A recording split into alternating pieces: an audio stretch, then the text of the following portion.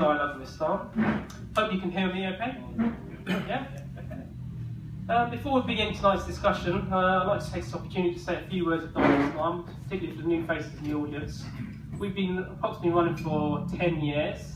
We're a small grassroots organisation. We get no funding.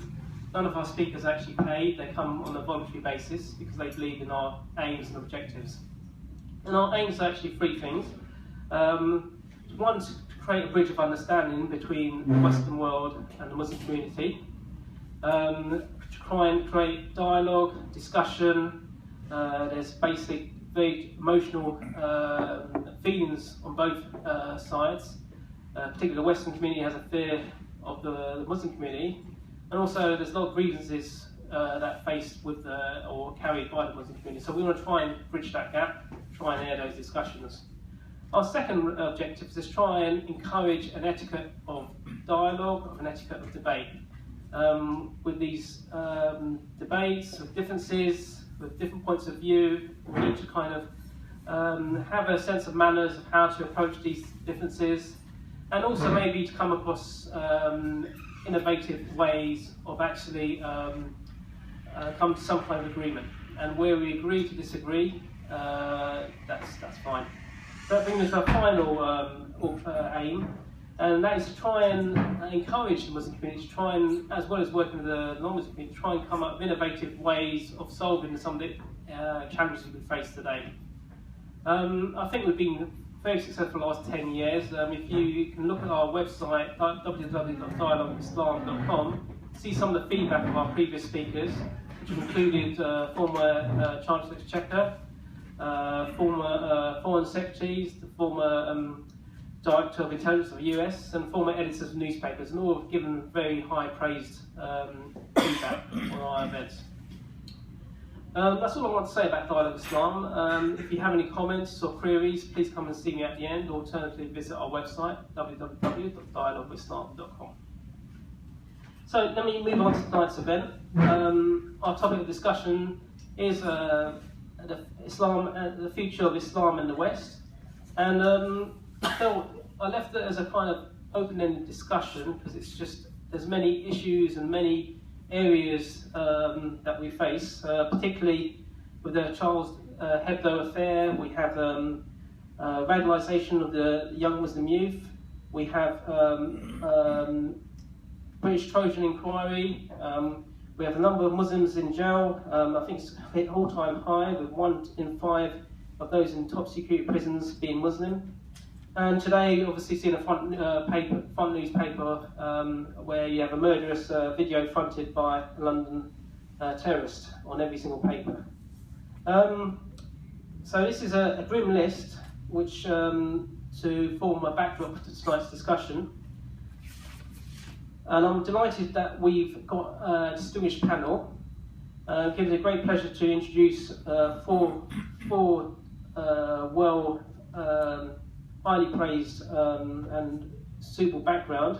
If I start off with my, on the far left here, I've got Tim Vince.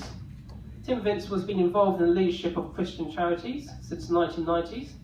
He's led numerous pilgrimages to Israel, Jordan and Egypt, and edited a church newspaper on the Middle East from 1999 to 2003, covering the peace process, the Second Palestinian Intifada, the lead up to the Iraq War. He's a staunch defender of Christian freedoms and traditional values.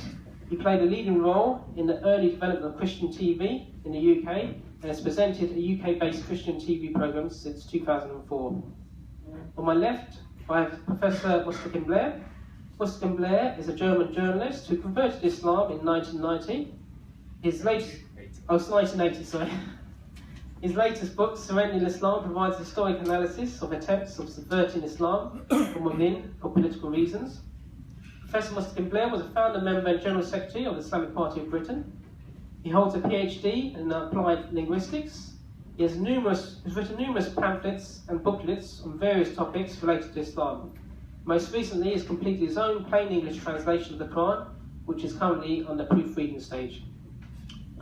Next to me on my right, I have Jamal Harwood, who specialises in Islamic economics. He currently lectures on finance on the MBA programme and has 25 years experience working in the financial sector. including JP Morgan and banks such as Credit Suisse. He is the editor of various publications addressing Islamic solutions to the global financial crisis. Amongst others, he is engaged in public debates with the former Chancellor of Norman Lamont, Attorney General Dominic Grieve, Peter Rodman, the former US Assistant Secretary of Defense, and finally he was a subject of a Time magazine feature in 2006.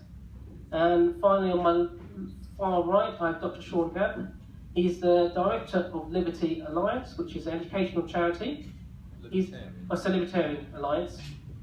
He's author of 20 books and about 300 essays. These have been translated into Spanish, Italian, Greek, Slovak, Hungarian, Chinese and Indonesian. In 1998, he gained a PhD in political and intellectual history from the University of Middlesex. And in 1991 to 1992, he was the economic and political advisor to the then Prime Minister of Slovakia. So tonight's format will be that each person will have approximately 5 minutes to give their opening remarks on the topic, after which time we'll open the floor to approximately 45 minutes of Q&A, and we'll talk about the etiquettes of that and the format of that when we get to there. And then finally after that, it'll be the dinner time, the dinner buffet, which I'll hand you over to our advisor to organise that. So can I ask Dr. Sean first to speak for 5 minutes? Yes, indeed. Thank you. I have quite a loud voice, and so I shall not hold the microphone too closely to my face. Quite good for the film if you could just clip it on, just somewhere so they can pick up. There you are. How will that do? The topic of tonight's discussion, ladies and gentlemen, is the future of Islam and the West. And I must confess that 5 minutes or 6 or even 7 or 8 or 20 minutes will not be enough for me to do full justice to that topic. And so I will narrow my comments, the chairman permitting, to the topic of the future of Islam and the UK.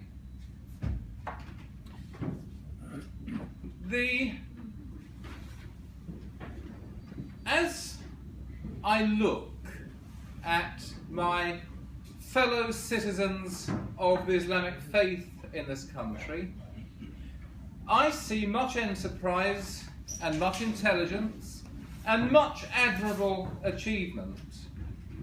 At the same time, I have been consistently disappointed by the nature of your dealings with the British state.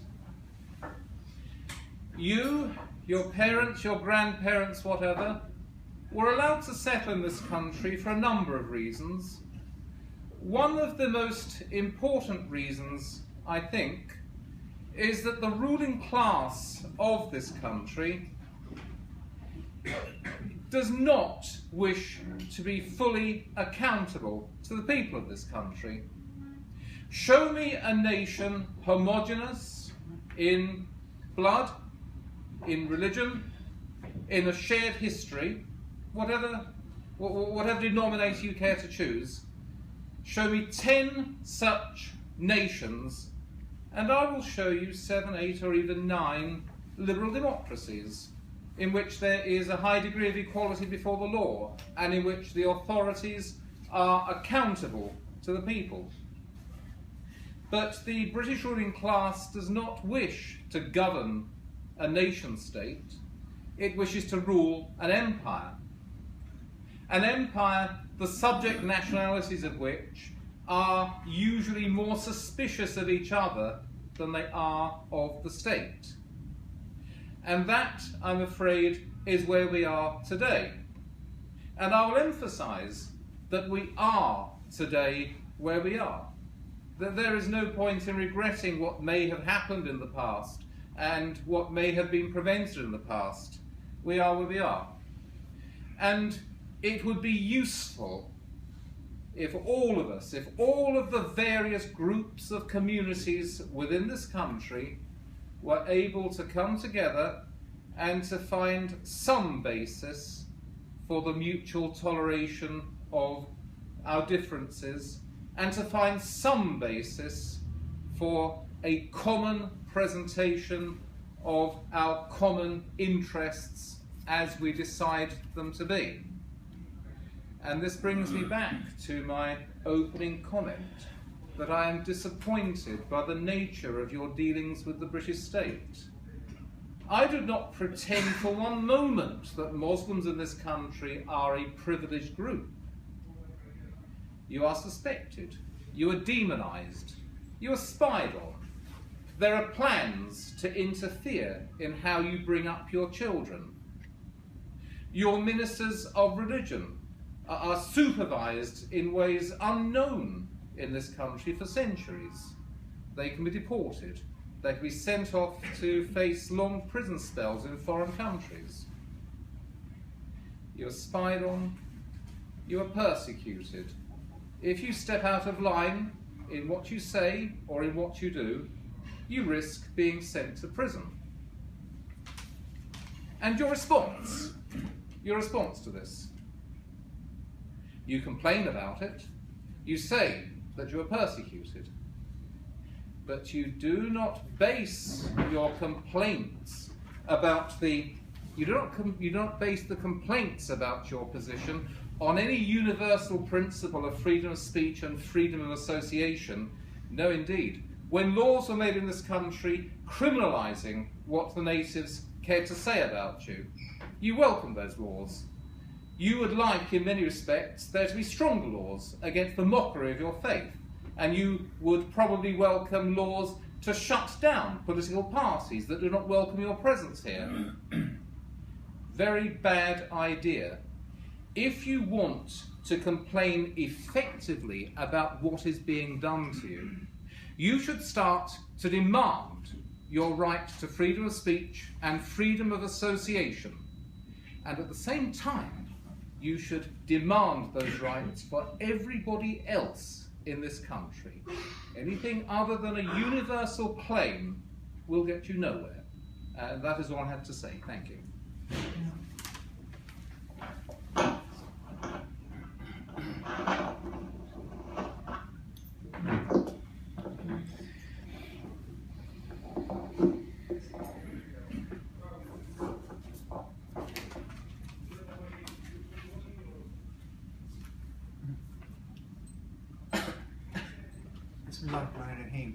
Assalamu alaikum, and a very good evening to you all.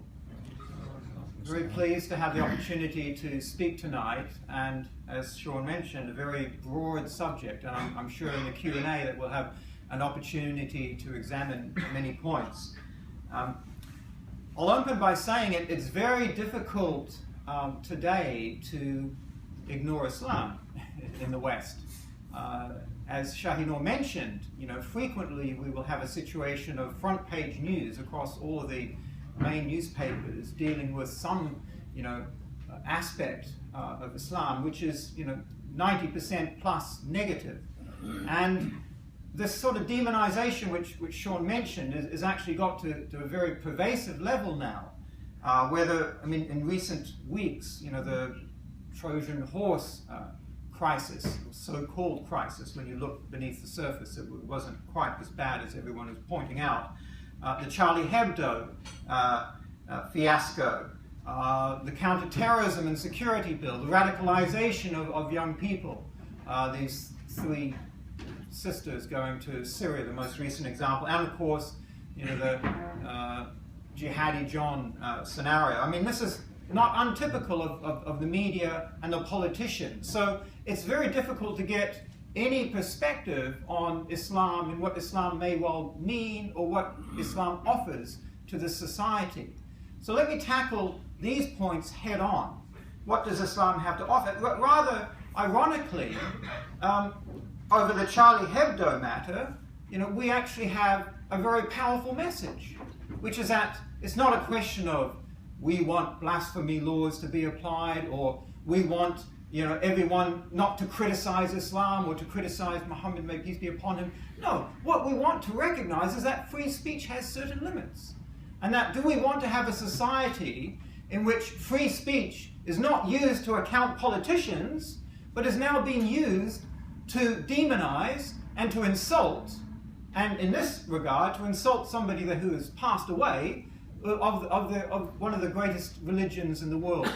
As the Pope mentioned, this free speech should not be there in terms of the attacks, core attacks upon the beliefs that people have. And again, this is something that Islam teaches, that you cannot, some things are very sacred, you cannot use free speech to attack that. You need to use it for accountability purposes. I mean, the Counterterrorism and Security Bill, rather ironically, in this year in which they will be celebrating 800 years of Magna Carta, they're reining back on the core principles that not only Magna Carta had, but 1400 years ago Islam gave us. The importance of the rule of law, the importance of being innocent until proven guilty, the forbiddance of torture, rendition, secret courts, due process, and maybe most importantly, the question of criminalizing thought. The notion of being a non-violent extremist, how broad, how obscene this new idea is, and that this will be criminalized to be a non-violent extremist on some idea, some theory, that would lead you to radicalize others, and that those people would then become terrorists. The academics have said that this is nonsense, and it is errant nonsense just by looking at the numbers and looking at the realities of terrorism. So these are just two examples where we need to turn the argument around and actually say, what does Islam have to say about these matters? Because all of those matters, the rule of law, due process, innocent till guilty, and so on and so forth, prohibitions on torture, what have you, all of those come from Islamic roots. I will end by talking about some of the positives that I think people need to look at in terms of what Islam and Muslims have to offer. I talked about this respect for other beliefs, respect for civility to others, and in terms of what they hold dear to themselves. Strong adherence to the rule of law. You will find that Muslims, by and large, they have a concern for the Day of Judgment. They have a concern for the hereafter. So naturally, they are stringent in terms of their respect for others and respect for the rule of law. A very giving society, typically very high in terms of the charitable ranks, in terms of giving charity, not only here but throughout the West. Very family-oriented. The very bedrock of society is within the Muslim household.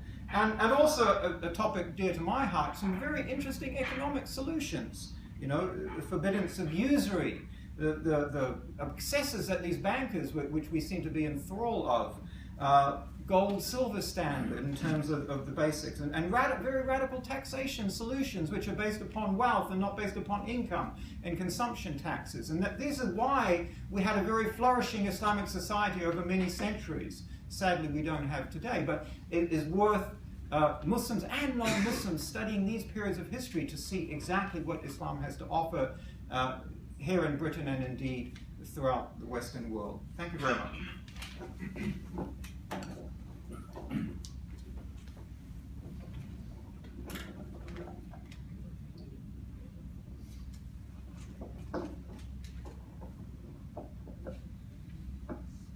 Bismillahirrahmanirrahim. In the name of Allah, the future of Islam in the West. Firstly, the future will happen whether we shape it or we don't shape it. So it's a little bit up to us.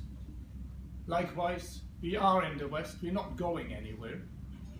We are here to stay, and if you tell Muslims today to go back home, you find them ending up in London, Luton and Bradford. So there are some givens that we can't change. So if we talk about these matters, I think we have to consider how we talk about it. Now, I'm a linguist and I deal with semantics and terminology. And this sometimes lets us down. If we're not clear about the terms that we apply and what we're talking about, we get confused about the concepts. And then, of course, those concepts get dictated to us by people who don't always have our best interest at heart. It's very nice to talk about freedom of speech. I can talk all day in my living room, but nobody will hear me. Have I got access to the media? Can I afford publishing my views? there is more to freedom of speech than the question whether I like what somebody says or what somebody does not say. 1987, a Palestinian cartoonist was gunned down where? In London. Were there protest march, solidarity marches for freedom of speech? No, we had Salman Rushdie to worry about. This is so different from Charlie Hebdo, isn't it? Because certain events we bring to the fore, other events we ignore them. We talk about Muslim terror. Do we talk about Israeli state terror? We do not. Certainly not in the media, but it is real, just as real. So we have to figure out how we're going to change that discourse that seems to be tilted such that a clear discussion of how we want to shape the future as citizens, whichever our belonging may be, is no longer permitted. And when we talk about these issues, coming back to Islam and the West, there are different paradigms. We can look at the old clash of civilizations, which is currently continuously being pushed down our throats. People want conflict because there are people, arms dealers for example, finance corporations, there are people who benefit from conflict. If you create conflict, you can come in and sort it out and help yourself in the process. You could also look at a Western Islam. There are people who promote and say, well, if the Muslims become a little bit more Western, we have no problem with them. And this whole idea of moderate Islam is an Islam that does away with its principles. You could look at an Islamic West, which many on the Muslim side promote and say, well, if the West becomes a little bit more Islamic, we deal with all their problems, because they got many of those, even if they don't want to admit them. So there are different paradigms. What we need to look at is who's got the best solution and who is willing to implement them.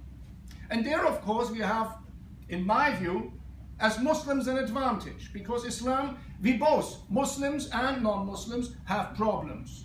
We both also have problems in not being true to our own proclamations, to our own beliefs, and falling short of our own standards. But Islam has been adaptable over the ages, but maintained a core of principles that were unchangeable because it is divine law. On the other hand, Western liberalism has a lot of baggage, historical baggage, because of the conflict with the church that it just can't get away from. And so it becomes contradictory. It wants to be liberal, but is illiberal in applying liberal principles. It becomes dogmatic. It becomes irrational. We need to deal with these issues and find a way forward of being honest with each other, rather than trying to present the other side as bad and the own side as good, as has always been the case, and then getting nowhere. So when we discuss this today and when the questions are being asked, that is what I hope we can do. Honestly assess the situation of where do we go together, because we will be in this country and in the wider world together. We will not be separate. We will not be differentiated. We will not be having our little enclaves. And so we need to make something of it, because the planet that we live on also has demands on us, and we can't afford squabbling the way we have done in the past, and we need to take power back from the people who want to lead us down the route of conflict. Thank you.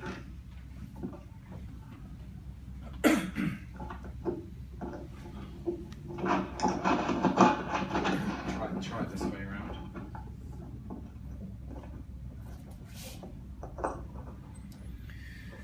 Salam alaikum. Good Abend. And hello to friends and family.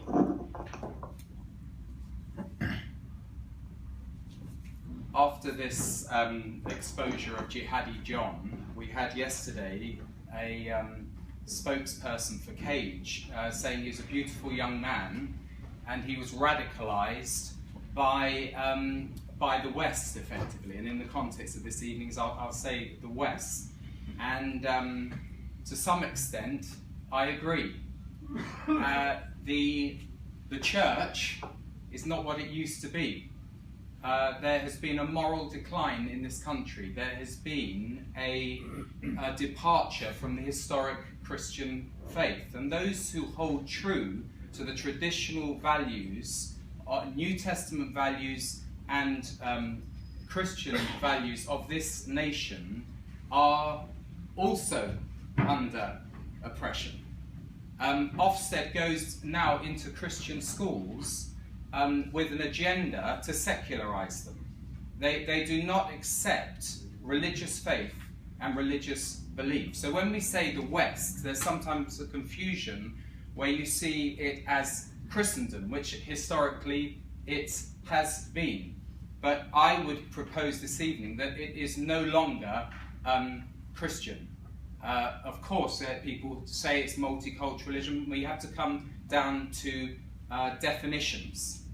Since the 1960s, which spawned characters like Jimmy Savile and others who spurned any sense of dignity of women or dignity in relationships, who were encouraged by the BBC only up until very recently, and who was being eulogized up until his crimes were exposed, that illustrates that the West is not what it once was.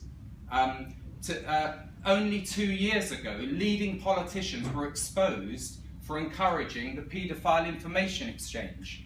Those leading politicians are still in place. Everyone's saying how terrible Jimmy Savile is, but these leading politicians wanted to encourage young children to be interfered by elders who are in positions of authority. So there has been a serious decline, and there's also been a loss of faith within the church. There's no doubt about it. They will talk about everything other than the foundation documents of the Christian faith. So don't be confused when we talk about the historic Christian faith. Not far from here we have the City of London. On every bollard we have the inscription of the motto. I won't go into the Latin, but it says, "Lord, direct me." This country has a very strong foundation of goodwill and good-natured Christian traditions.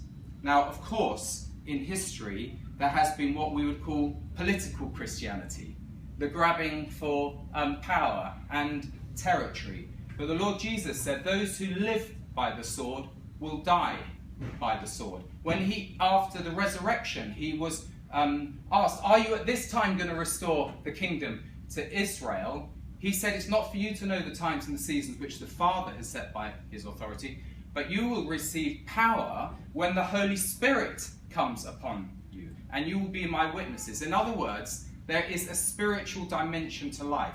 Now that is being eradicated in this modern, secular, and may I say libertarian society in which we live today. And it has left a vacuum in the West, a vacuum of faith and a vacuum of belief and conviction and principle and family values, which I think we share, many of us in this room. So definition is so important. The great reformers, Wilberforce, Shaftesbury, they were driven by Christian convictions, by belief in the Bible. During the Q&A, I would love to explore more of our the historic roots to where we have come. We may share values, but the Magna Carta 800th anniversary was rooted in Christian values, that everyone was under the law of God from above and the 10 Commandments. So there is a tradition which goes right back to the founding of this country, and it is one of tolerance, but also one of faith and tradition. I think I'm out of my 5 minutes, so I look forward to the questions. Thank you very much.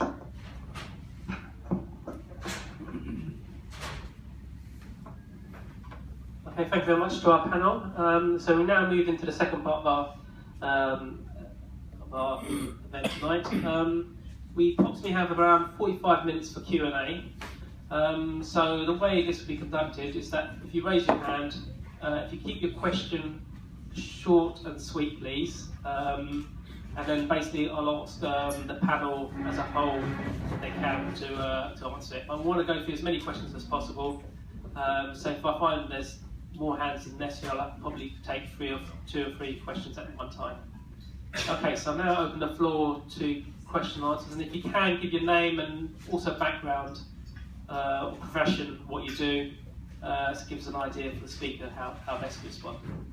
I'll take this to the Right, questions. can we have a volunteer to pass the roving mic? Yeah. Yeah. Okay. If they could speak, into it, we'll get the good sound quality. Thank you.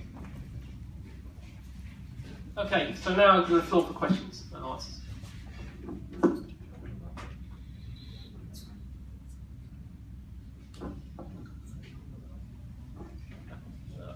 Pete. So. I'd just like to understand, because the future of Islam in the West, I think, centers around the role of politics in Islam and also in the West. Because currently we see that the relationship between the two is centered around violence. And all the acts of mindless violence that we see around the world today are not because of politics in Islam, but it's because of the absence of politics in Islam.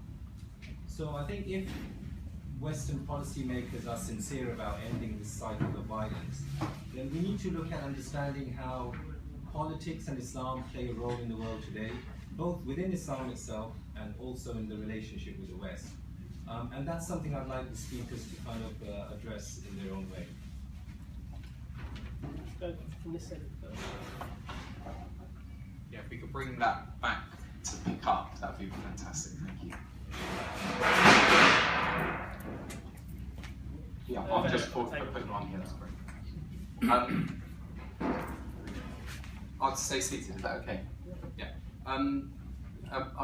Politics is there are varying hues. The reality today of the politics of Islam may not be represented in this room, but there's no doubt, we all agree, there's been a resurgence of Islamic belief and a physical acquisition of territory, in the Middle East, which you need to go back many years to find such a similar revival. And I would trace it to the Ayatollah Khomeini. He mentioned the Salman Rushdie affair, but he was the first Islamic scholar, in my knowledge, who acknowledged the existence of the State of Israel as a judgment of Allah on the intrusion of decadence, Western decadence, which I acknowledge, and Western influence in the Islamic world. And his objective was firstly to purge the Islamic world of compromise, secondly to destroy the great Satan America and their implant, the little Satan Israel. Now that set a fire within Iran, which I would say has been replicated across various traditions of Islam, Shia and Sunni, and we are living out the consequences of it today. Now that, whether or not the division of Dar, al-Islam and Dar al-Harb and al-Gabb, the West, it is found in the Quran, and that there are experts here to describe it. It is a reality on the ground today that people believe it, and they want to destroy the West. They want to destroy what they see as Western influence in the Islamic world, and the jihadi Johns, who can literally be changed within a short space of time into executioners, is a serious physical threat, I would say, to us all.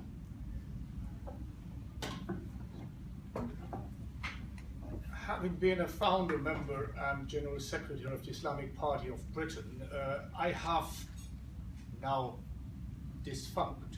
I have always argued that if it's not political, it is not Islamic. Unfortunately, the majority of Muslims in this country threw their weight behind the existing parties, predominantly Labour, for the very reason that they misunderstood politics as power grabbing, and they wanted a share of the pie, not as problem solving.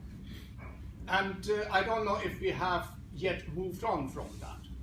Talking about international politics, we are being fed this mantra of constitutional democracy here in this country, but actually we have corporate government.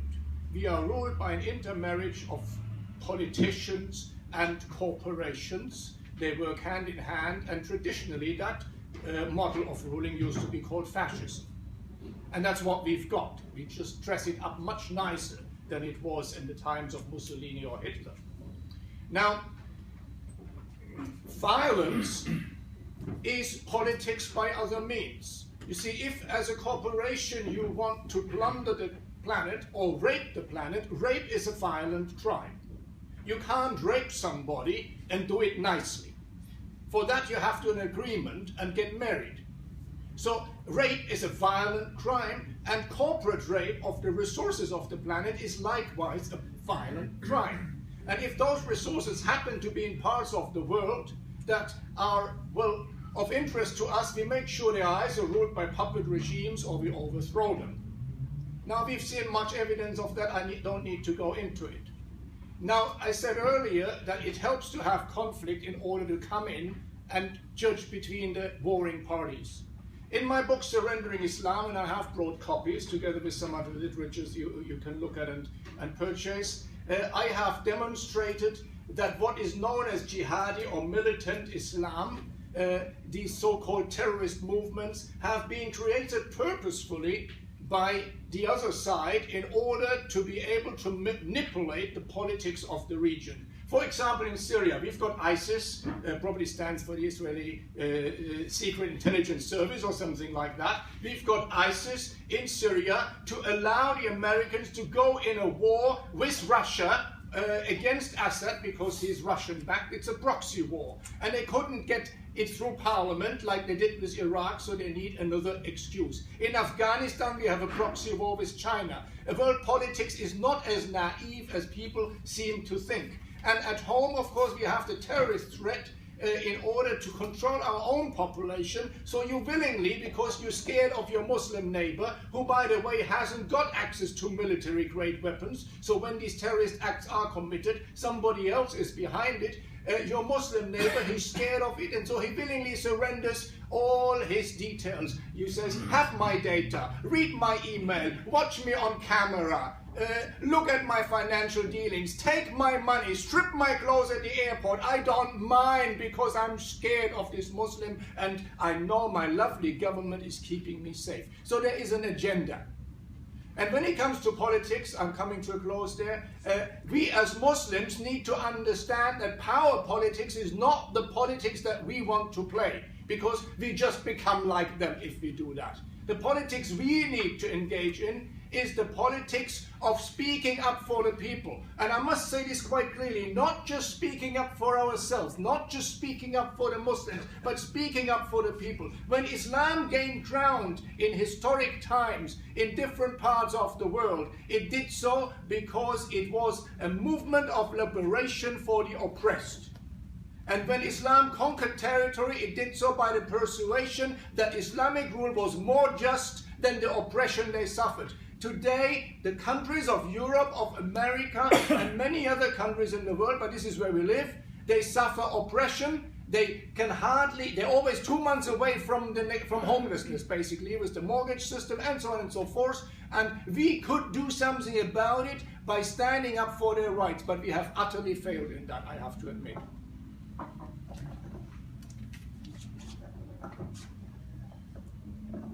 Very interesting points being raised. Again, very quickly, politics in Islam is pivotal, is very centrally important. And again, this is one reason why policymakers, thinkers, academics, media, etc. have always tried to depoliticize Islam. They want to secularize Islam. They want to make the Muslims like the Jews and Christians in terms of being secularly minded. And the Muslims being very stubborn, whether it's in the West or whether, of course, it's in the Muslim world. And of course, we have seen a massive resurgence of Islam happening in the Muslim world. And again, this is one reason why that we've also seen an uptake in terms of the violent conflicts and the wars which have been foisted upon, in particular the Middle East, Pakistan, Afghanistan, and so on and so forth. So we see this trend happening which the Muslims are riding, but again, other forces are trying to deviate and sidetrack it, and of course all the while demonizing Islam in the process and Islamic political thoughts at the same time. Tim mentioned, again, a point I have to address, the same say that maybe I misunderstand, but the purpose of the resurgence or Islamic revival is not to destroy the West. This is a political struggle. If you look in this sense, in terms of saying is that as a Muslim, which wants to see Islamic solutions, which believes that that was the best way forward in the Muslim world over centuries, and also believes strongly that will be reestablished, inshallah, in due course in the Muslim world, that is part of a struggle of ideas, an intellectual struggle. At the moment, as Sahib mentioned, we see corporate fascism, we see multinationals, media, banks, controlling our societies, controlling politicians, controlling everything that we do. And we have to, what is the alternative to that? Yes, there has been historically political struggles of communist, capitalist, Islamic, this is a debate which is only just getting going. So we need to look at it in that particular context. I don't think it was necessarily from Khomeini, although that did have a particular part in it.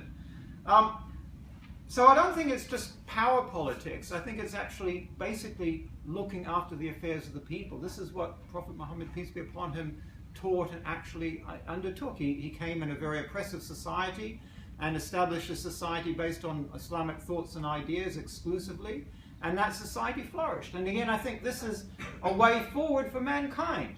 It doesn't mean you destroy others, but it's an intellectual challenge. What is the strongest thought? Do we want to have secular, liberal, capitalist, fascist, controlled society in which all of the so-called freedoms and things which people have fought for over centuries has been reined back on the basis of anti-terror laws? Or do we want to see a society which has rules and laws and principles which are enshrined and cannot be changed by the dictate of one politician, one paid politician, or another? This is the debate. This is what we need to talk about.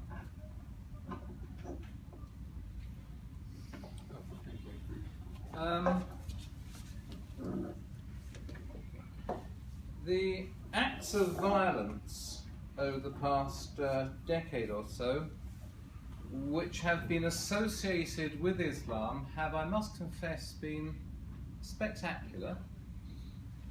At the same time, if we take a longer-term comparative view, I well remember the 1970s and 80s when the threat of Irish terrorism in this country was unending and pervasive.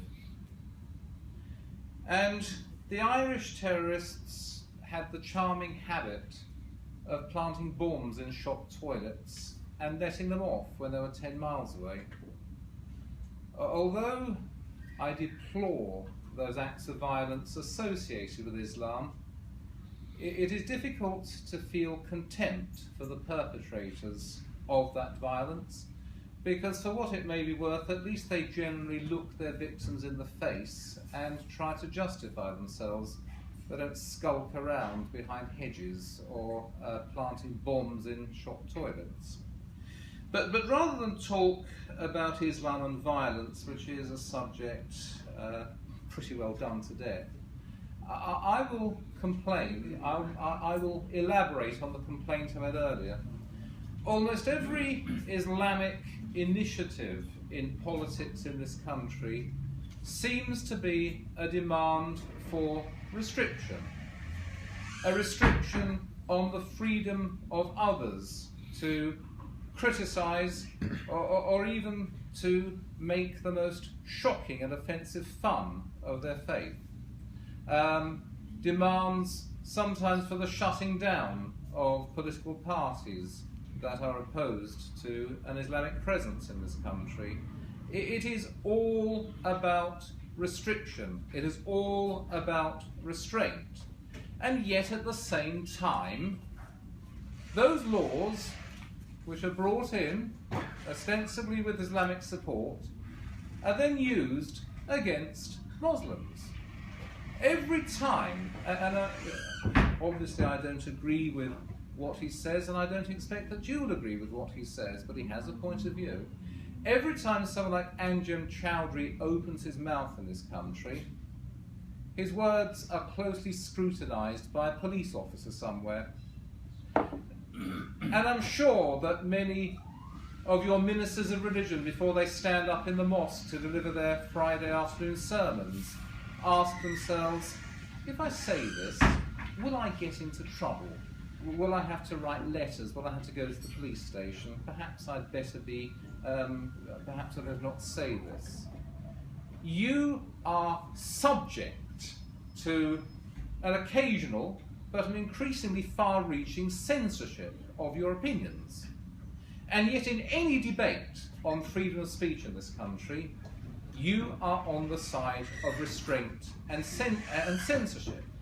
Now, you may say, oh, but there is a difference between those people who would mock our most fundamental beliefs, who would just pour scorn on us and legitimate political debate. Well, no, there isn't, because the moment you make any concession to the state on what can and cannot be said,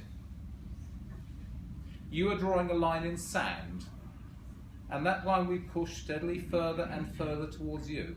The moment you start talking about the infiltration and the shutting down of political parties, then you are giving a green light to people who would infiltrate and shut down your organisations. Many years ago, Nick Griffin of the BNP was secretly filmed saying something perhaps rather unpleasant about Islam. He was prosecuted. He faced 7 years in prison for words uttered had he been found guilty. Now again, I carry no candle for Nick Griffin, but he has a point of view, and it is his undoubted right, in my opinion, to speak his mind, just as it is your undoubted right, in my mind, to speak what is in your minds, and it is the undoubted right of men like Anjem Choudhury and any other Islamic cleric to speak what is in his mind. And the only point that I would make tonight is to reiterate that if you want to be left alone by the British state, then you must look beyond your own communities, and you must make it absolutely clear that every right of freedom of speech and association which you demand for yourself, you demand without any discrimination for all other citizens of this country. Anything less than that, and you sound like special pleaders. Anything less than that, and it sounds as if you're calling for privilege for yourself, but not for anybody else. And that really is all I have to say on Islam and politics.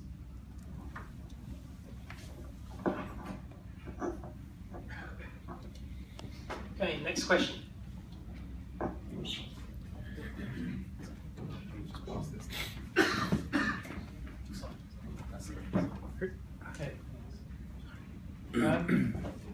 There were two words mentioned in the introduction by Professor Bleher, paradigm and honesty, which I wanted to just phrase into a question for the panel. The first one is, maybe there needs to be a basic acknowledgement that Islam and Islamic principles and the principles of liberalism are fundamentally articulating two different paradigms. And I think the failure to acknowledge that perhaps results in each side trying to reflect themselves in the image of the other. So Muslims find themselves pressurized into justifying themselves according to principles which may or may not have foundation in Islam, and vice versa perhaps, okay? And I think if we're going to talk about honesty, I think maybe that's the first step. That maybe some of the trouble that Dr. Gabb's having in terms of a Muslim using free speech to secure a right doesn't always sit that well because our view on speech is different. We believe in criticism, we believe in honest, direct, robust debate, but there are red lines which may be different from the red lines in the UK or the West as it stands at the moment. And I think this can aggravate how we understand each other. And I'm not going to, I can't claim to have all the answers to everything, even the panel to perhaps to some extent, but maybe that's a starting point. We need to be clear that we're coming from different starting points. Else we're going to demand that Islam be reformed in the image of liberalism. And I think that is not a very useful way forward because it fundamentally creates tension, frustration, resentment as people see Islam, reformed in another image. And that was just one point. The other point, just very quickly, sorry, I know I've dragged a bit, on honesty and back to Tim's point about violence. I think there needs to be, again, a more dispassionate, honest discussion about why we find some of these things taking place. And I think people conveniently don't want to talk about foreign policy. They don't want to talk about, as Dr. Gabb talked about, imperialism and the legacy of imperialism, colonization. And people don't want to talk about the role of aggravation and intimidation by security services, etc. They just find it unpalatable to have that discussion. But if we're going to build a constructive way forward, I think we've got to be honest in some of these discussions and be willing to hear things that may not fit our stereotype. Can we go from this side? Oh, me again. Yes. I do not presume for one moment to tell you what your theology should be or how you should conceive your religion. It is not my business. But what I would say in favour of the kind of universal freedom of speech that I advocate is that there's not much you can do to stop it. And as I said, any restraint which is allowed on freedom of speech in this country will be applied to you. Now, I do not think that, I do not particularly admire those cartoonists at Charlie Hebdo. They published the most scurrilous cartoons about Jesus Christ and about my own religion. I do not think that they deserve to be shot, and I rather hope that you would agree that such punishment as may have been due to them was not to be carried out by some paramilitary organisation. But the point is, when those gunmen broke into the offices of Charlie Hebdo and shot up those 12 or 14 cultural Marxists, millions of people throughout the world who'd never heard of their magazine and wouldn't have liked it if they had seen it, suddenly went out and bought copies. And so, purely as a tactical matter, if you get worked up because somebody is insulting some core aspect of your faith, it may be better to overlook it than to make a big fuss about it. I will repeat, I had never heard of the magazine Charlie Hebdo. I had never heard of any of its journalists, but of course I know about them now. I don't like them very much, but I'm put in the unfortunate position of having to defend their right to say what they want, even though I think that what they said about my faith was scurrilous and most blameworthy. And so, liberalism. There are Islamic libertarians, by the way. Look up the Minaret of Faith website. Libertarianism is by no means alien to certain strands within Islam. Again, I do not presume to lecture you on what you should believe, but I'm just saying that there are Islamic libertarians. Or look at a rather more exotic person. Look at Hassan al-Turabi in Sudan, a man who believes in the right of apostasy from Islam. He doesn't believe that people who stop being Muslims should be killed. He believes in freedom of trade. He believes in freedom of movement. He sounds very like an Islamic classical liberal. Islam is a very large religion, and I think we can all agree that it should not be subject to a monolithic, all-embracing interpretation. There are more liberal conceptions of Islam, and there are less liberal conceptions of Islam. and I leave it to you which one you incline to.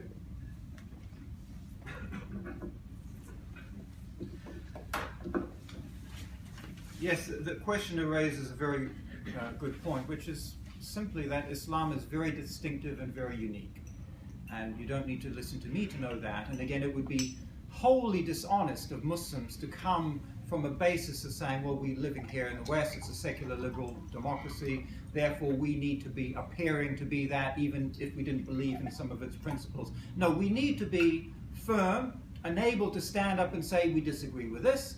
I disagree very fundamentally with Sean, for example, that it's not a question of free speech. Free speech, really, if we look at its history, is about challenging and having political challenge, to challenge political leaders. And we need to exercise that absolutely, whether it's here or in the Muslim world, wherever we're talking about. And there's a distinction between that, and Islam makes a very clear distinction, because Muslims have not raised any concern about the many hundreds and thousands of books in our libraries which are very critical of Islam and very critical of Prophet Muhammad, peace be upon him. That is a debate, and that is a robust debate, and we enjoin that, and we're very happy to be involved in that. Whereas the scurrilous, denigrating, abusive cartoons, bombs and turbans, and naked depictions and sexual acts, which the Charlie Hebdo does and this like, is all about demonization and denigrating and insulting the person that is dearer to a Muslim than anything else in life. So that is a provocation. It is not a debate. It's not a political debate. It's not about getting Muslims to open up. It's actually about attacking a core pillar of their belief. And that has got nothing to do with free speech. That's all about insult. So the key for us is also, as the questioner raised, is to start looking at topics, again, as some of the panel members have said, which is, terrorism. Yes, of course, you have a greater likelihood of dying in your bathtub than you do from an act of terror, whether it's Britain, America, or anywhere else in the world. Yet that dominates the political discourse because it is used as a stick to hit the Muslims with, and is used as a stick to hit the wider society to say, we are going to cut down on your actual freedoms, your political rights. We're going to lead towards totalitarian-oriented states in the name of suppressing Islam, but also in the name of suppressing a wider population which might show sympathy with anything which is against what we believe in as the ruling classes. State violence, of course, is a very good example in that it seems to be a no-no topic. You are justifying terrorism if you want to divert into discussions of foreign policy or state-induced terrorism. Therefore, the whole topic is shut down, as indeed it was yesterday, or attempted to be shut down over the question of Muhammad and Wiley about in terms of what the security services had been doing to him. So yes, let's open our eyes and ears and actually see what's going on and get involved in this particular debate. Coming back to the original question, I do think that different paradigms, potentially non-compatible paradigms, are at play. And the denial of that leads to a dishonesty in the discussion, or at least a confusion. Let me spell this out. If, Sean, you argued your case as an anarchist, I'd say, okay, I can take that. But you argue as a secular libertarian, or humanist, or... in anarchism, there is no rules. Everybody does as he pleases, and we see where it turns out. But this is not what you argue for. Democracy, secular democracy, tries to present itself as the scientific model of arranging human affairs, but behaves as fanatical as any religion when it comes to defending what they believe in and denying other people an opposing view. So you make your own man-made constitution sacred that may not be violated or changed. You have particular laws that you've made up and that changed over history that may not be criticized. And then you cannot handle when Islam as a religion takes you on your own field and argues as an ideology. Because Islam is also an ideology. It is a divine-inspired, religious-based ideology. And that is what you can't handle. You want Islam to just be a religion, a private devotion. But Islam says we demand to enter into politics, to enter into economics. And by the way, libertarian objection to religion had to do with opening up the way for the usurer to charge interest, which all religions forbade. But that's a different story. So when it comes to honesty, I think also it demands courage. The courage to actually admit where we're coming from. We have no problems as Muslims to tell you that we believe that there are limits. That the divine law is above the human law. That what you call human rights is actually something we've had long before as divine rights for human dignity. That what you call the Magna Carta, which some king gave begrudgingly to people when he couldn't sustain his power over them anymore and needed their support, we've had it 1500 years ago in Surah At-Tawbah and the Contract of Medina, a written constitution. Islam is no stranger to politics, economics, and regulating the affairs of man, but in a way that is divinely inspired and above this hodgepodge making rules that the West has partly done in opposing the rule of the church. And yes, there were, as Tim said, also excesses by the church, but you threw the baby out with the bathwater. This kind of, well, 20 years ago it was a crime to be homosexual. Today it's almost mandatory, but it's a crime to be a pedophile. Who defines these things? In the Vatican, the age of majority was until a year or two ago 13. So you could not be a pedophile if somebody was above 14. But here, of course, it's 18. But then most young people have sex well before 18, so they're all pedophiles. We live in a nation of pedophiles. Who makes these fantastic rules that don't add up and then wants to hold everybody to it? Of course you have limits. Of course you have boundaries. Of course you tell people you can do this and you can't do that. But what do you base it on? The whim of, we feel this might be good. We think this is nice. Scientific evidence, mostly it's theories. No, we just come to the conclusion that we've tried this experiment or we try that way. But this is not the way to actually, what has it landed us with? This last century was the one with the greatest loss of life, the most devastating wars. It was the most, shall we say, satanic century in human history. It was a disaster for the planet. The planet is dying. The resources are being depleted.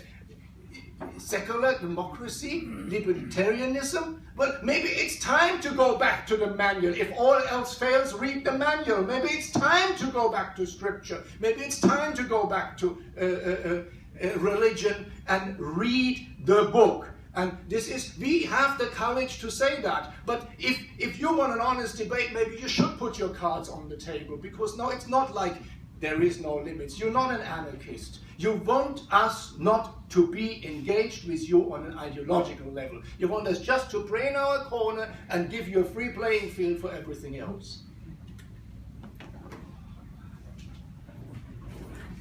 I would enjoy very much having more discussion with you. We have a lot in common. I think one of the memorable statements of Cameron after Charlie Hebdo was saying that he stood for the values of democracy. Democracy is not a value, it's a vehicle for values. And there's a big push now in terms of British values. Because they've abandoned the identity of this country, they're trying to replace it with a new identity that they haven't really thought through. And in terms of religion and ideologies, there's no doubt that the new alternative lifestyle movement is an ideology. It's almost a cult. You enter, there's an initiation ceremony, you come out, you're in it, you can't say anything against it. It is an ideology. And I think, the political correctness in itself is an ideology. The classic, historic Christian position is not one of values.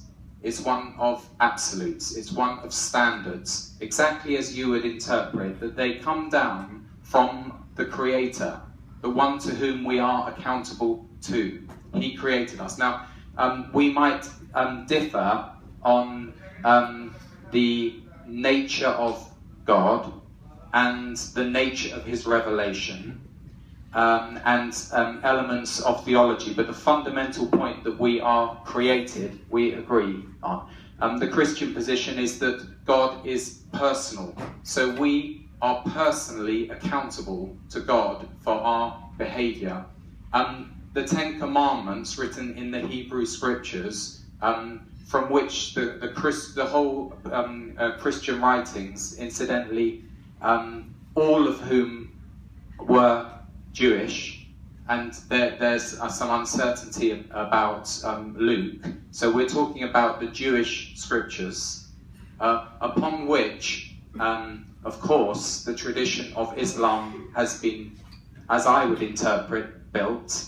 The question was about paradigms. It's absolutely right. Now, Bill Clinton and his gang started the peace process, so-called, and the Oslo process, and it was a complete failure. And Madeleine Albright, who was part of that process, wrote a book following entitled The Mighty, i.e. the Americans, and the Almighty, and acknowledged the failure of the peace process was the inability to address the religious dimension. The religious track was ignored completely. And modern Western diplomacy, secular humanistic diplomacy, is duplicitous. It's not honest, fundamentally. I've been in meetings where, on both sides, in the Israel-Palestine disputes, where the intermediaries are basically rubbishing the other side and agreeing with the people who are in the room with them, and then go to the other side and do exactly the same. It's completely dishonest. But on the Christian Islam axis, I would say that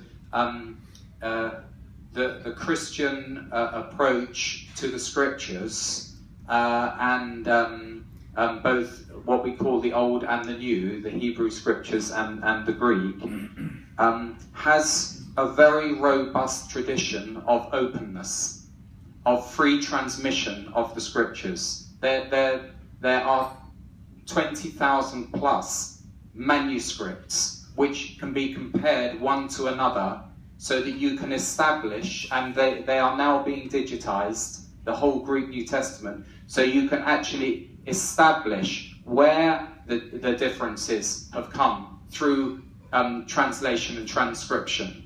But if you only have one version, you've got no way to check whether the person, I know this is getting into detail, that the person who said, right, this is the Quran, this is the only one, you have to trust the person who delivered that final version. Whether I think there is a more robust and honest tradition in the Scriptures. And I've had a lot of conversations with Muslim friends in the Middle East, and asking them, why don't you, what do you think of the Christian Bible? And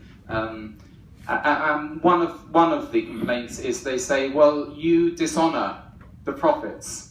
Why do you show Abraham and his failures? Why do you show David and his failures? And in the context of the question, I answered back and said, because it's true. It's an authentic narrative of these people who were created in God's image, were created good, Adam and Eve, but there was a fall and that image was marred. Now, this is the Christian teaching, that every life has value because it's created by a personal God with dignity, imago Deo. I know it's not accepted within Islam, but man is created in God's image. So there is an intrinsic value to all human life. But because of the enemy of God, and this is also not spoken about much in the pulpit today or across the churches, there is an enemy of God. We've mentioned the satanic verses, we've mentioned Satan, we've mentioned the satanic century, and I totally agree with that. There's a spiritual dimension where the enemy of God, Jesus depicted him as the enemy of the farmer who planted good seeds. He planted weeds and tares. He wanted to destroy the good seeds. But God, in his patience and his grace, waits for both. He doesn't want to harm the good seeds by cutting out the bad. So the tragedy of human history is a testimony to God's patience, and he's waited for the good seeds to grow, and then he said there will be the judgment, there will be the harvest, where the weeds are separated from the tares. This is how I can come to terms with people like Hitler and Stalin and their wickedness, because they will be judged. Even if they slept in their beds when they died, there is a judgment to come, and that is the Christian message, and I totally agree that we should. And there are incompatibilities, and we just have to be real. Dialogue, it doesn't mean that you come to the lowest common denominator. So much more to talk about, but thank you. Okay, we've got time for one more question, so I'll just take it over there. Can we pass the mic?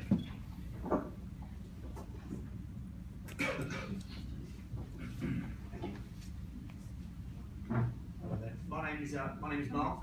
I'm born again Christian. Been born again 17 years. I'm one of London's famous black cab drivers, and so I see life in all its fullness. I see terrorist attacks. I see marches. I see demonstrations. I see political demonstrations, and I hear all views of all people. And I've sat there for 20 years listening to this. The one thing that sticks out about Islam is that I've heard it twice tonight. There's provocation. Okay, there's certain lines of provocation, and there should be red lines drawn in the sand about when Islam or anyone is provoked. Muslims around the world seem to be the most easily provoked people on the planet. Provocation is only yours if you accept it to be yours. The Lord Jesus Christ is the most reviled and humiliated and person of such great, atrocious attacks by the secular liberal media in this country and all over the world. But I never, ever take offence. You know why? Because the God of the Bible said that they're accountable to him, and he will take vengeance.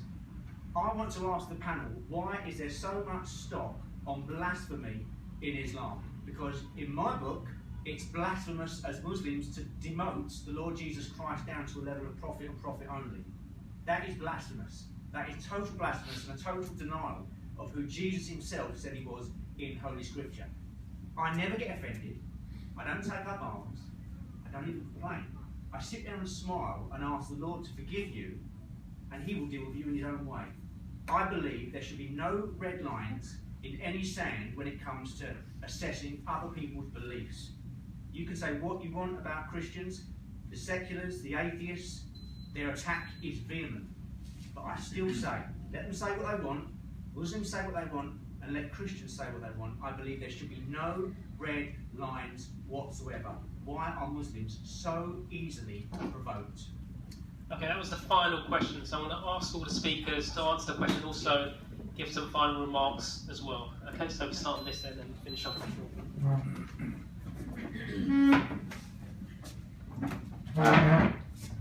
Well, the easy answer is because those that are provoked are not prepared to assimilate, and not prepared to compromise. And no doubt the Islamic scholars here can point to the verses which say that you must respond, but people respond in different ways. And I'll come to my first point from the talk, and that is that whatever we might be saying in a nice dialogue forum here, there are violent, very violent men. They may be in small numbers. They were in small numbers in the days of Nazi Germany, but they took power and they inflicted terrible suffering on others. So the issue is how we collectively, not with a wishy-washy Western compromise and duplicity and dishonesty, how do we, people who believe in the preservation of life, the dignity of life, the right for people to have, as it says in the scriptures, somewhere to sit under their own fig tree, to have some land to live on and dignity for their own life. How do we deal with the men of violent in a way that doesn't make the whole situation much worse. Because you could not hold this dialogue forum in any of the ISIL areas or other areas, as we know, where the intolerance has come through. There are roots which are, I would suggest, not necessarily Islamic to these to these groups. There was a terrible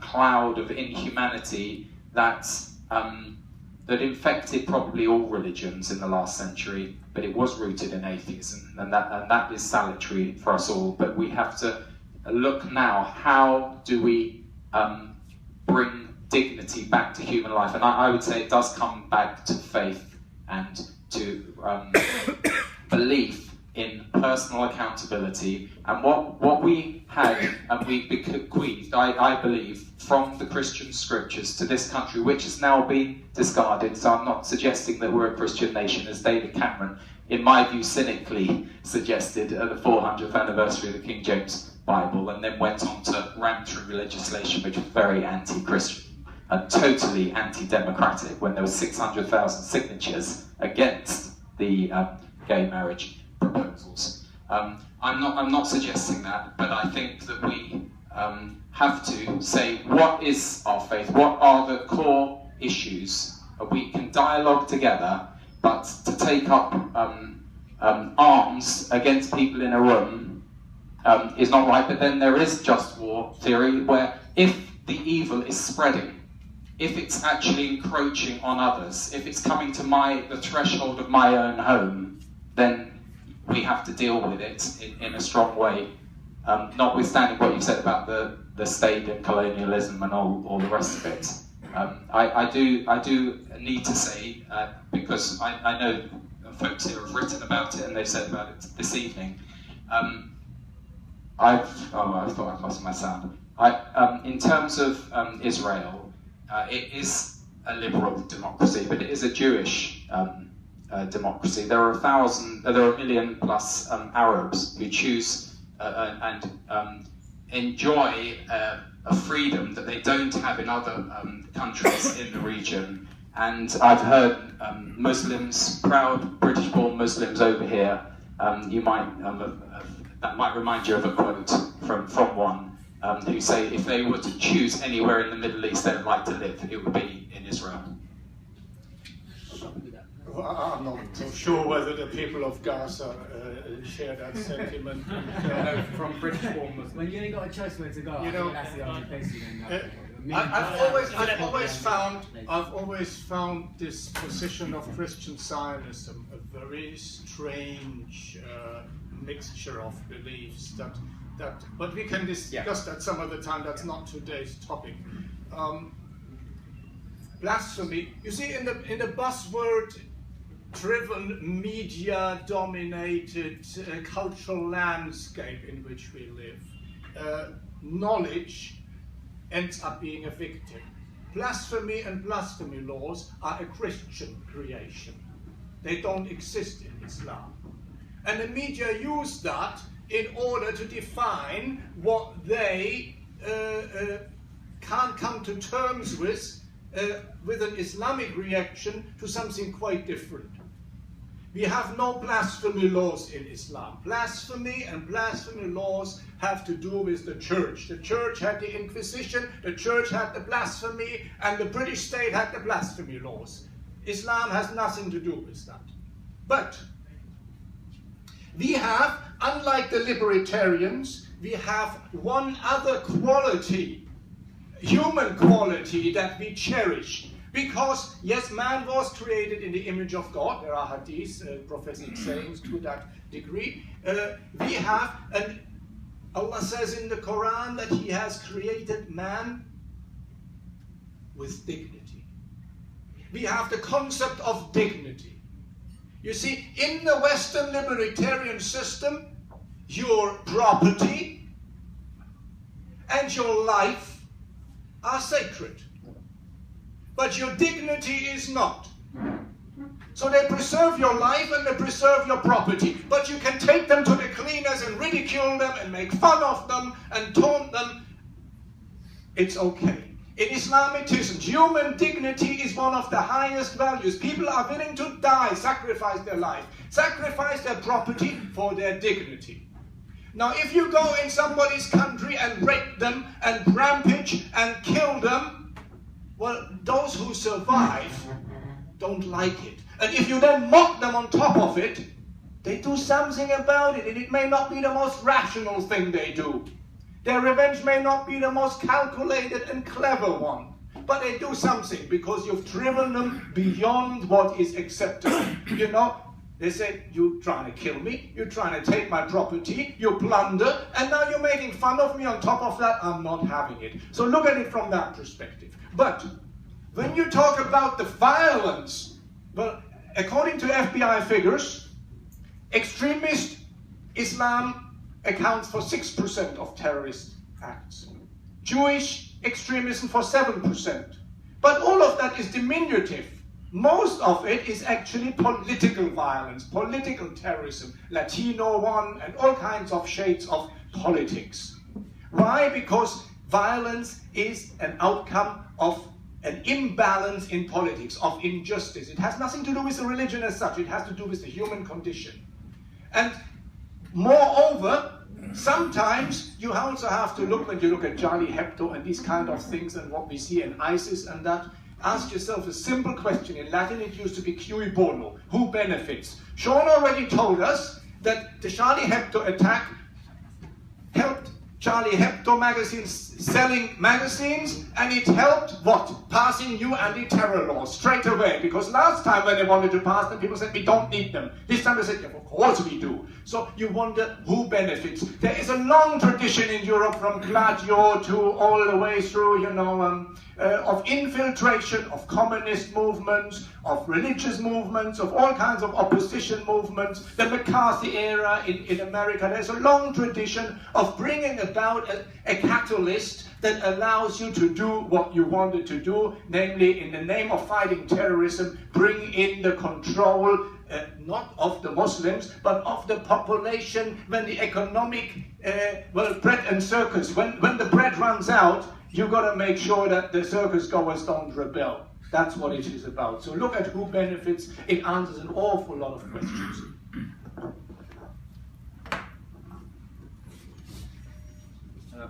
Mark, I think you've been a victim of this society in many ways.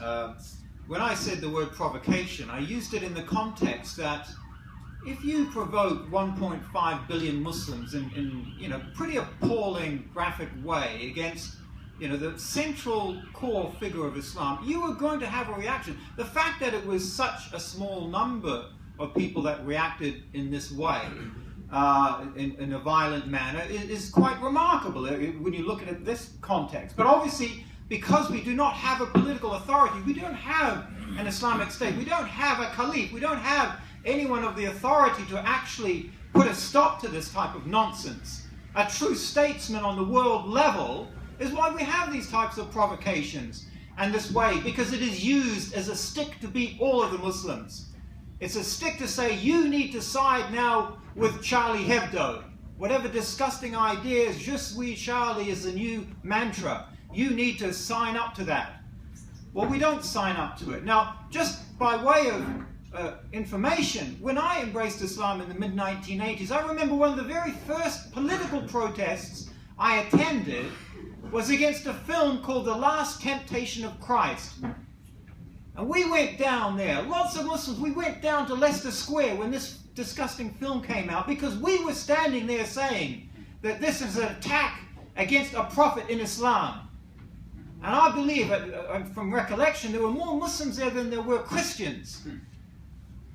Not because Jesus, peace be upon him, is the son of, or is Lord, or is this or that, Trinity, that. No, because he is a prophet of God. And we believe in that, and we believe that you need, that this is part of the red lines, that you cannot denigrate in this way these important figures. And it's nonsense to say that there should be no red lines. Absolute nonsense. Look at defamation, look at libel, look at Holocaust denial, look at the, dead soldiers. People have been convicted for insulting dead soldiers. When you insult somebody that's dead, You know, they're not going to lie. They're not going to take you before a libel court, are they? Even by greater reason when you look at these important key figures in history. So I ask you, what type of society has no red lines? What type of society has no laws? As Sahib mentioned, do we want anarchy? Of course we have to have red lines. But there's no red line when it comes to insulting Islam and Muslims or key aspects of that. We want a debate. We want an intellectual challenge. Yes, of course. Debate any principle in Islam. But don't abuse in the most disgusting manner. Now, the last thing I'd like to say is just that the topic of this is the future of Islam in the West. I think if we look at the direction of travel, it's very negative. You know, what are we going to see? We're seeing McCarthyist-type witch hunts now being de rigueur. This is the way of life we see here in Britain. The most extreme so-called anti-terror laws, most extreme anywhere on the planet, being applied here in this country. So when we look at this, 8 versions of anti-terror laws being applied since 2000. So we can see that maybe the future of Islam and Muslims in this country is going to be pretty negative. So we have to be quite strong in terms of standing up to this. And I hope also the non-Muslims in this room, and there are many of them, are also quite strong in standing up and saying that this is not right. Not because we agree necessarily with Islam or all of its beliefs, although I encourage you all to study it and to open your eyes and maybe look and understand what it's all about, but because we're dealing with core principles here which are being destroyed, principles which people over generations and hundreds of years fought for and are now being wiped aside in the so-called war on terror, war on Islam.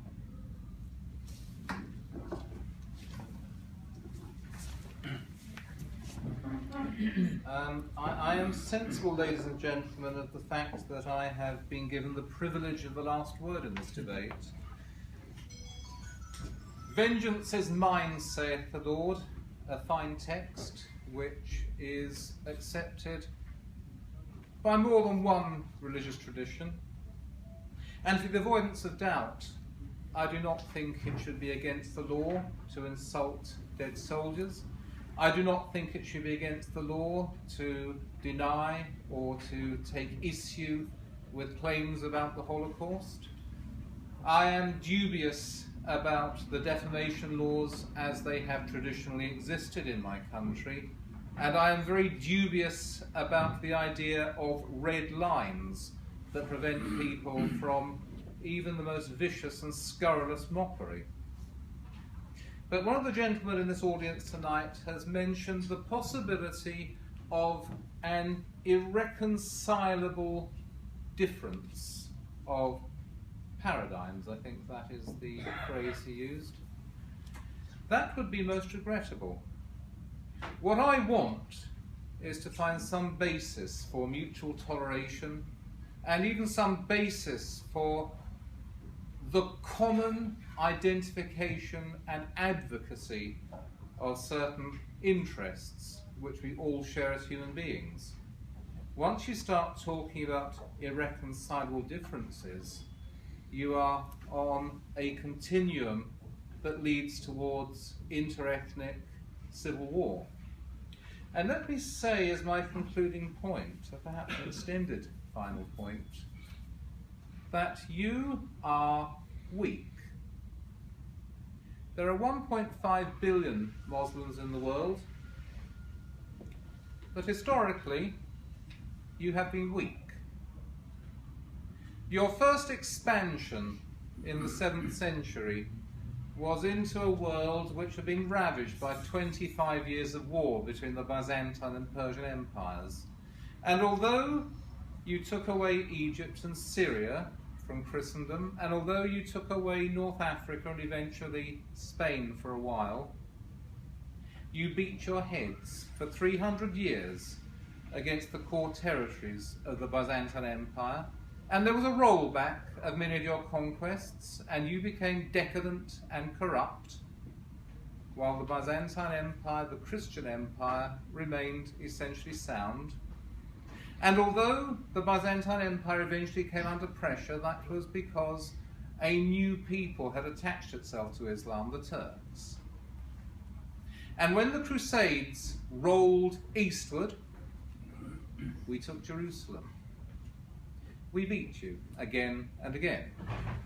And although we lost the Crusades, that was not because you defeated us, it was because we Westerners, we Franks, lost interest in the matter and fell out with the Greeks, and we stabbed the Greeks in the back and allowed you to take Constantinople away from us. And the next time you rolled forward into Central Europe was in the 16th and 17th centuries, when we were divided in the wars of religion between Protestants and Catholics. But as soon, after 1688, 1648, as soon as we had settled those differences, you rolled no further westward. Indeed, we began to roll you eastward. And we took back the territories you'd taken from us in Central Europe. And to bring it into the present, every stand-up war between a Christian power and an Islamic power has ultimately been lost by the Islamic powers. I do not agree with the Iraq War. I do not agree with either of the Iraq wars. I rather wish my country had had no foreign policy whatsoever since 1900. But there is no doubt that in any of those stand-up conflicts, one side was the victor. Now, I do not want conflict to last for all eternity between Christendom and Islam. I do not want the conflicts that do exist. But I do beseech you to consider that if you start talking about irreconcilable differences of paradigm, you are not declaring a war that you will lose. By no means are you doing that. But you are proceeding onto a continuum that leads to that declaration. A war that will be terrible for all of us, and a war which I do believe you will lose. And so I come back to the point I made at the beginning of my comments, which is that if you want to do well in this country, and not well merely in the material sense, which many of you do eminently, if you want to do well in this country, it is a good idea to embrace the English constitutional tradition and to hold the admittedly corrupt and evil rulers of this country to account, and not to talk about red lines and irreconcilable differences of paradigm. And so with those closing thoughts, ladies and gentlemen, I will thank you for the great indulgence you have shown me this evening when I have spoken so bluntly, and give the floor back. Thank you very much to the panel. That ends our second part of our discussion. We now move on to the third part of our event, which is the dinner. I've got two quick announcements about the dinner. We've got more people than tickets.